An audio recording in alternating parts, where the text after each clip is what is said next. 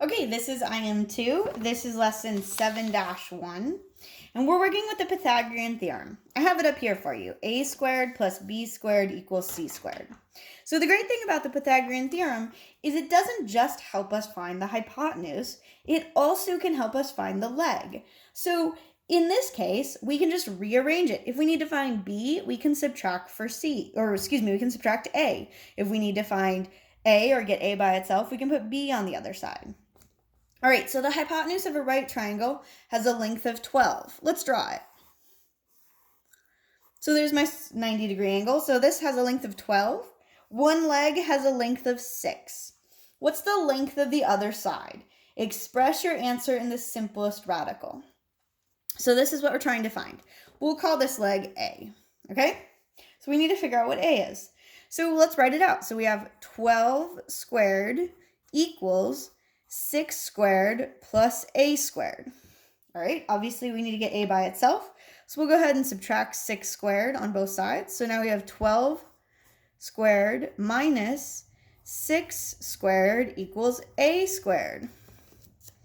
All right, so let's use a calculator and let's grab and figure out the answer. So we have can you see that? So we have 12 squared subtracting 6 squared, and we get 108. So 108 equals a squared.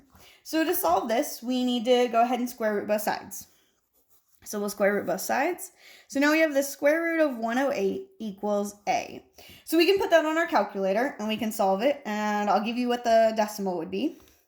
So the decimal is going to be 10.39, and it just repeats, or it doesn't repeat, but it continues on. But what it does say is it says, express your answer in the simplest radical. So what we can do is we can actually pull out some information that we already know. So you can take this and figure out, but 108, just like when we were doing imaginary numbers and we could pull out part of it and the negative one had to stay underneath there, this is 9 times 12. And by the way, 12 is 4 times 3. So this is a perfect square, and this is a perfect square. That means we can pull both of those out. 9 times 4 is 36. So we can pull that out. That's 36. So this is the same as 36 times 3. The square root of 36 is equal to 6. So we can have 6 and the square root of 3. So we can either write this answer, which is correct as a decimal, or we can simplify down to this answer. Okay, let's go ahead and do practice. So let's find the value of x on each one of these. So we have the hypotenuse is 7, the side is 4. If you glance quickly over on the other side, or if you look at the earlier video and you figure out if those can be one of the Pythagorean triples, and they're not, so we're just going to keep going. So we'll say 7 squared is equal to 4 squared plus x squared. Let's move it to the other side. 7 squared minus 4 squared equals x squared. 49 minus 16 equals x squared. I don't know what 49 minus 16 in my head is, so I don't even try. 49 minus 16, 33. 33 equals x squared. I know that 33 is 3 times 11, and neither 3 nor 11 are a perfect square. So we can just go ahead and leave it as the square root of 33 equals x, because we're going to square root both sides to get to solve for x. If you really wanted to know the number, you could hit the square root button, and it would be 5.74. So 5.74 equals x. Both of these answers would be acceptable in my class. All right, let's look at this one. All right, so we have, oh my goodness, what are we going to do? We have 2 legs that are the same.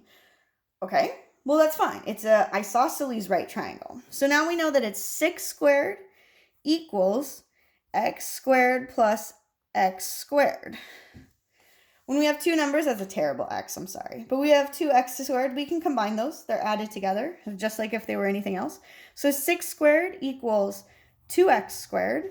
This is the number we can solve for. 36 equals 2x squared. Let's divide by 2. 36 divided by 2, 18.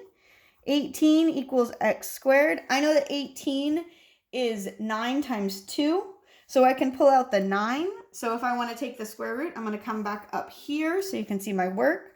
So if I want to take the square root of 18 equals x, we can say that that's the same as 9 times 2 equals x. I can pull the 9 out, and the square root of 9 is 3, and we can add the square root of 2 equals x. That's the simplest form of the radical. If you want a decimal, press the button. 4.24 equals x.